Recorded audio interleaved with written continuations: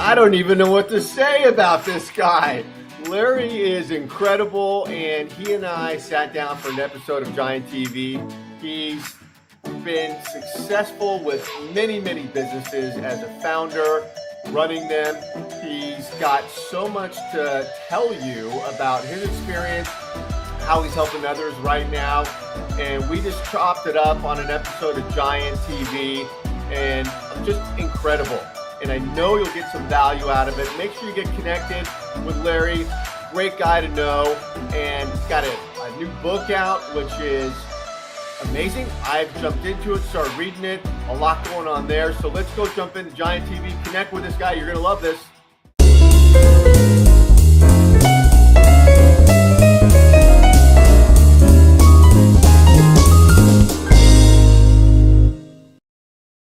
Hi, everybody. This is Paul Hitchcock, founder and president of Giant Jacks Media, where we are helping others to grow and nurture their businesses. And very fired up for my guest here today, Larry Mandelberg, who is a change mentor, speaker, author, entrepreneur, doing a ton.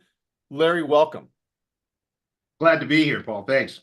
Yeah, and I've been fortunate. You and I have chatted a bit offline about what you're doing, and just very interesting stuff. And so I want to get into it for benefit of our listeners. First of all, a little bit about your background in business, if you will. Fifth generation family-owned business. I represent the fifth generation. We started in the 1850s, and believe it or not, in hides and furs, and it evolved over the years into essentially an auto parts store and machine shop. That business no longer exists. The corporation still exists, but I don't do that anymore. And over the last 60 years, I've owned or started and owned at least 13 different businesses that I can remember. I can't remember them all, but I'm a non-recovering serial entrepreneur. What can I say? It's an illness. Where does that come from? Is that, you think that's in your blood? Is it obviously your family had the business going? Did you get it from your dad, or what is it? No, I think it's environmental. I think there's a certain number of natural strengths that lead people there. But, people say, are there born leaders? Are leaders made? And the answer is yes, right? So entrepreneurship for me, I believe, came from being exposed to an environment where we were in charge. Yeah. We were the boss. Yep. We made the decisions. We chose what to do. And that has always appealed to me. So when it came time for me to make a choice as to whether I want to stay in the family business or not, the choice was really not about, am I going to go find a job? It was, what business am I going to go start? Right? Yep. It was a natural thing. So that's what I've done my whole life, is either buy businesses or start businesses or whatever. Yeah, no, it's funny because I was just thinking there's a funny comedian, Sebastian Maniscalco, and he was, Italian guy raised. His father would look at him and he was just a kid and said, "What are you doing? What are you, go start a damn business, would you?" Yeah. So that's you. Well, awesome. So change mentor. What, I introduced you that way. What exactly are you doing, and what does that mean? It's a great question. There's a reality. If you have an organization and you want it to be sustainable, you want it to survive beyond your leadership team, you have to grow. An organization that isn't growing is dying. People will argue that point. I'm happy to debate it with anybody, but most people generally accept the fact that if you have an organization and it's not growing, it's dying. Yeah. So growth creates change. You can't manage 20 customers the way you manage 200. Mm-hmm. You can't manage 20 employees the way you manage 200. Mm-hmm. Change is something people tend to be afraid of. Mm. I always ask, how many of you in the audience tend to believe people like change? And nobody raises their hand. And the reality is that everybody loves the change they do unto others. Nobody loves the change others do unto them. Oh, so when you have an organization that's very successful, it's growing in some way, geographically, revenue, customers, products, services, there's some form of growth, and that growth creates change. And usually it's change the leadership team isn't familiar with. So they have to make guesses and they tend to make bad decisions. They tend to do things that are harmful without knowing it, right?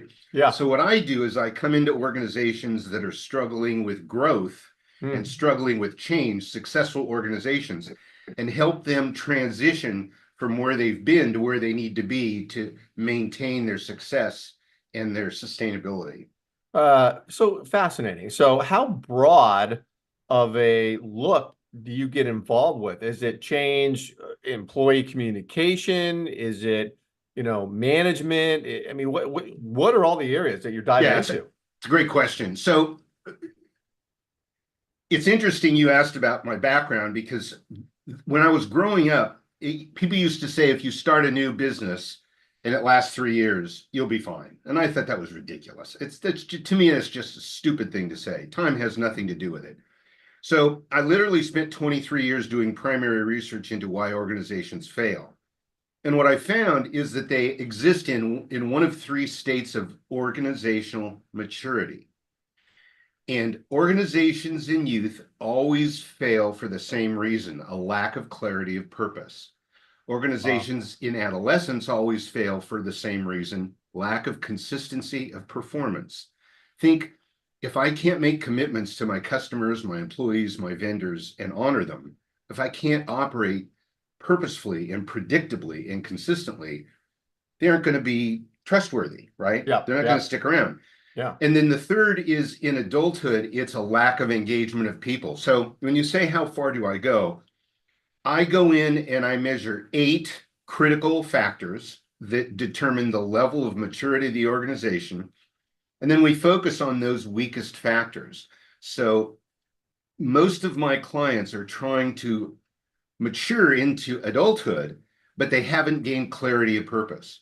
And when I say that, people always argue with me. Of course, we know what we're doing. We know why we're here. We know what we sell. We know what our customers want. I say, okay, well, let's pick any 5 of your employees and ask them what your business is.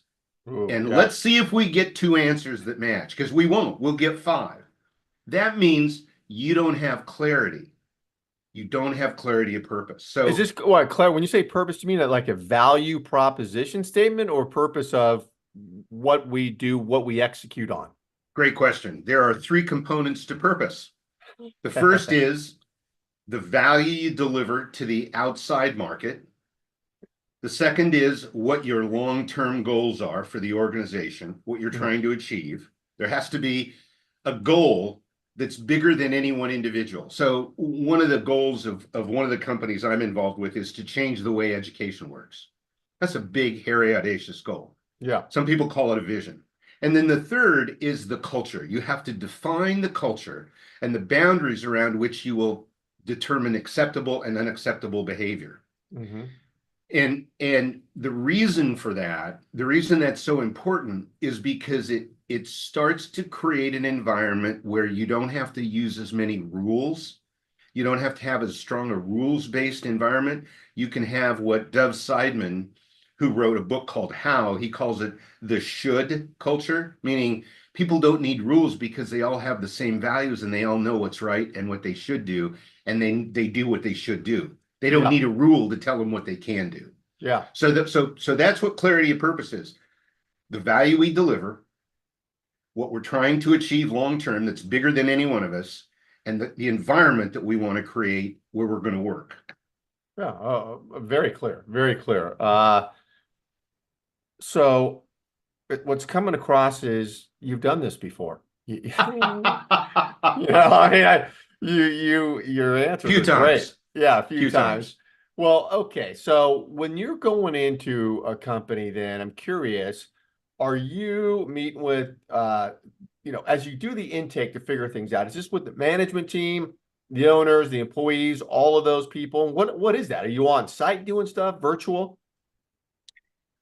I am wherever the prospect needs me to be. Hmm. Hmm. I can do it remotely. I can do it on site. It really isn't important.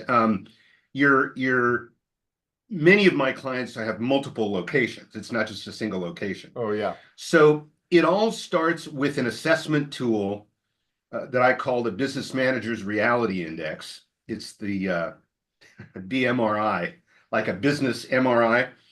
And it's about a 10-minute survey. And you actually, if you buy the book, you get access to it. There's an address, a URL in the back in the Yeah. last chapter.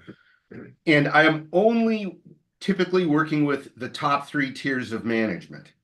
Now, oftentimes, because there's a lot of structural change that needs to take place, it's not uncommon for me to have to take the organization through a re-engineering process, a structural re-engineering process, changing the way departments are set up and how they integrate. So it almost always requires either someone at a board level or a president, CEO, somebody at the tip of that power structure.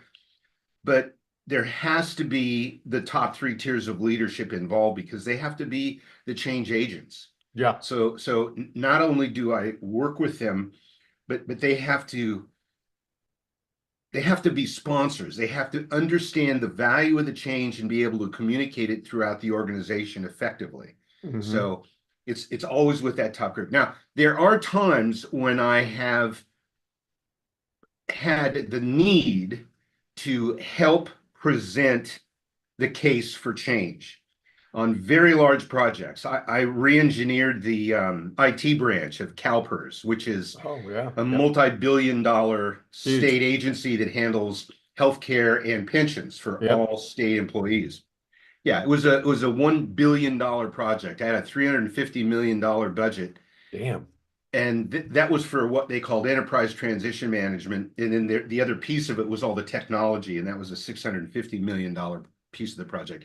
So I often had to speak to large groups of people to help them understand the changes that were coming because it was just too much for any one manager. They didn't have enough scope, right? Yeah. So, but it's not common. It's not, I don't usually get involved with frontline people. I'd much rather have managers learn how to be better managers Yep. and have that come from the management team. Yeah, because I'm thinking when you mentioned your example there, I mean, that's a huge example, but change, you start presenting people with change, they got to do something differently. There's resistance there. So, I mean, Oh, yeah. you've got to be like a good listener, a people person. You can't cram stuff in people's faces either. I mean, is it a fair statement about all that? Yeah, change is a big, big deal, and it's a cornerstone of what I do. I was very blessed during that CalPERS project to be gifted the opportunity to go through a change management certification program. At the time, there was only one formalized certification program, and it had been actually approved by the state of California. It's through a company called ProSci. And so they have a process, and it's called their ADCAR process. And I'm a certified ADCAR ProSci change management specialist. And the key is really very simple. Most people start with, here's the change, here's what you need to know, let's do it. That's the wrong way.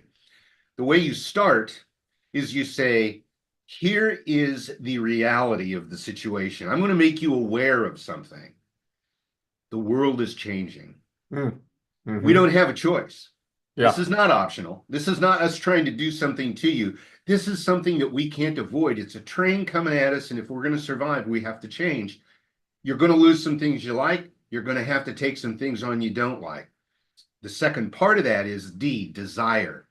So this change is going to be frustrating because you're going to go through a learning process and you're going to lose some stuff that are comfortable and familiar, but you're going to get some stuff that you've wanted and you haven't had. And in the long run, you're going to say, holy moly, this is great. This is what we want. We've been wanting this forever. We haven't been able to do it.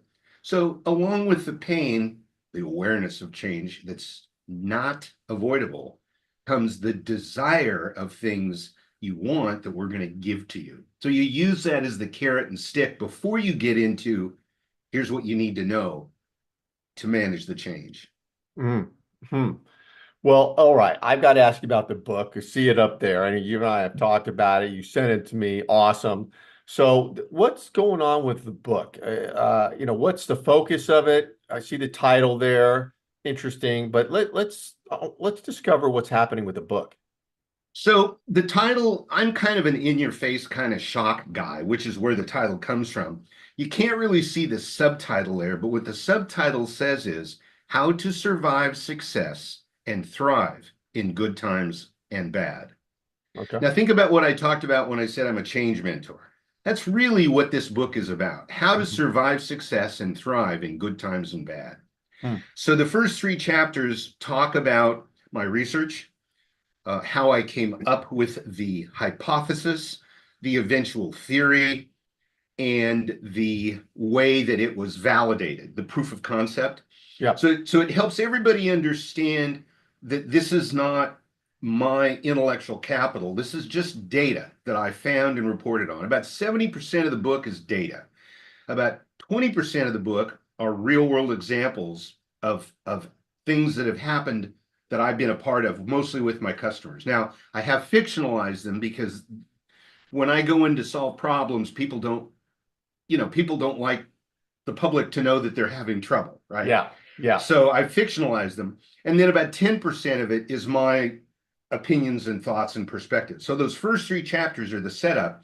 And then there are 8 components, the 8 of these indicators that I told you about. That's chapters 4 through 11. And then Hmm. chapter 12 puts it all together, gives you the assessment. And in each of those 8 chapters, I talk about the benefits of the particular indicator. I give an anecdote, a story. I talk about how to create it, how to implement, and how to maintain it. So it's very much what's called prescriptive nonfiction. It's like a how-to guide. Yeah. So you can Yep. actually buy the book and you don't ever need me unless you want me. And I like that. I like empowering people. I like Yeah. giving the leadership the skills to manage their staff so that as the staff grows, they have the skills they need. They don't need to call me back. Yeah. Yeah. I got to ask you because it always amazes me, people who write books like that, uh, is how do you get that done? Is it everything else shuts off in your life and you do it? Do you go bury yourself in a room? Are you banging the keys out? I mean, what did that exercise look like? Took me 10 years. Oh, I hired a good one. ghostwriter who failed, and then I had another ghostwriter who failed, and then I tried to do it myself and I failed. And then I joined a book club and a writers club, actually. And those people were so gracious and so giving and gave me clarity and taught me about editing and the different types of editing that are used and about voice. And I mean, they literally gave me everything I needed to know. And I've been writing my whole life, I should say. I've just never written a Yep. book. So I'm a Yeah. good writer. I've just never done a book, right? Yeah. Yeah. And then I got most of the book done and a lot of editors. Developmental editing was critical for me. It started as 26 chapters and ended up as 12. I left out 2 critical things, and the developmental editor found it. She says, "You're talking about this stuff, and I don't know what the hell you're talking about." And I said, "Well, it's the index." And she goes, "There's no index in the book." I said, "How can that be? I wrote the whole book and didn't put my assessment tool in there." And I'm referring to it throughout the whole book. Yeah. Yeah. So then COVID hit and I finished it. I Oh, was wow. locked Okay. up in the room and finished it in that first year, 2020.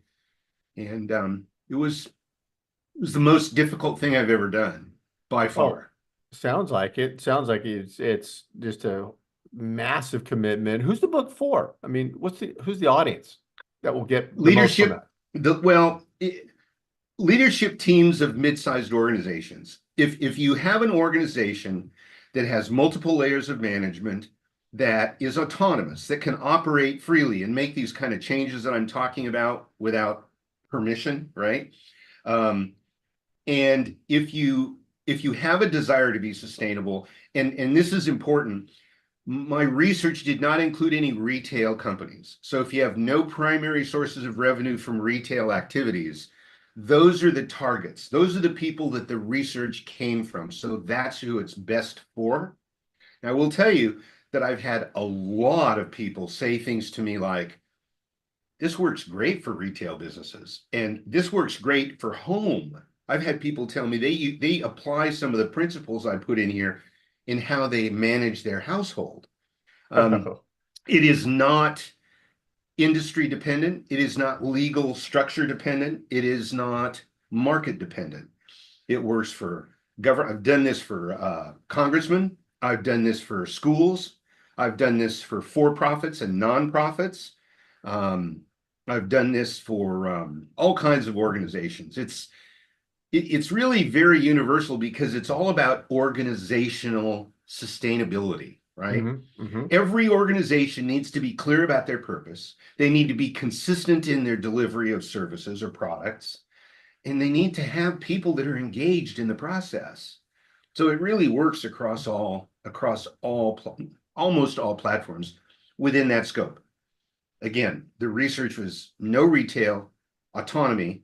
I can make changes. I don't have to ask permission, Yep. and multiple layers of management. It's really not designed for the solopreneur, although many solopreneurs do use most of the principles in the those first six indicators. Those last two are really for larger organizations. Mm-hmm. Mm-hmm. Well, I want to tell people that wherever you're watching this, because we stream this everywhere, YouTube, Facebook, LinkedIn, the links to get that book, to get connected with Larry are going to be around the video. And where is it? Where will they be going? Well, most people just go to Amazon. They can Yeah. go to Amazon, they can go to Apple, they can go to the Play Store, they can go to my website. But the easiest thing to do is just go to Amazon. That's where you're going to get, and you're going to get the best price there. I have to sell it for full retail. Amazon discounts it all the time. And you Yeah, can yeah. buy Kindle versions on Amazon. So, Oh, awesome. Awesome. Yeah, great. Well, I've got to ask this last question as we hit the wall here. Timing is um is where's your focus the next 1 to 3 to 4 years? I know you are a great speaker, that's it, but where are your efforts and what's changed in the next 3 4 years? Anything? you mean for me or for the environment? Yeah. You and the business, you and what's going on with your businesses. Yeah. Uh, Interesting that you asked me that. My wife and I have been planning to relocate to Western Europe for 6 years. We've been going over there for a month at a pop and doing city dating tours. And Whoa, we're actually moving to France next June. you're kidding me. No, I'm not. We're leaving. And Wow. I've told all my clients, and my clients, I'm not actually looking for clients. I have all the clients I want. I haven't done any marketing for 25 years. Yeah. I take people on occasionally when it's the right thing. Yep. But my focus, so I'm going to continue doing my work overseas, Yeah. Yeah. not a problem. But my focus for the next 5 years is to promote the book because Mm-hmm. my vision is a world where there's no such thing as a help wanted ad. And the way you get there is that you have employees that are happy and love their job and are doing something they enjoy and are treated properly. And you have employers that are taking care of their staff and treat them with respect and make sure that they're doing that what they're doing is in the right area for the organization, that the organization is actually getting value from their staff. So you end up with an environment that's attractive to people who want to be there and they don't want to leave. Mm-hmm. So no help wanted. It's needed. No help I wanted. I know how to find my job, but I'll never need to find another one. I know that seems weird in this age of gig economy, but I want to change the way business works in this country. And I believe that the information in this book will make every employer's life easier and every employee's job better. Well, it's a profound statement, and I don't hesitate at all to believe it, you're going to make an impact, are making an impact. It's great stuff. Wow. Well, I know Thank you and you. I are going to talk again because this whole France thing is amazing. All of us have just got a window into Paris with the Olympics and all that stuff. It's on everybody's mind right now. That's huge. That's amazing. Yeah. Yeah. Well, Larry, thank you. Great discussion. We'll talk more. And when you're, for sure, when you're over there in France, let's get back on and have another chat and see what's going on there. But appreciate you being here. Thank you, Paul. Had a ball. Thanks.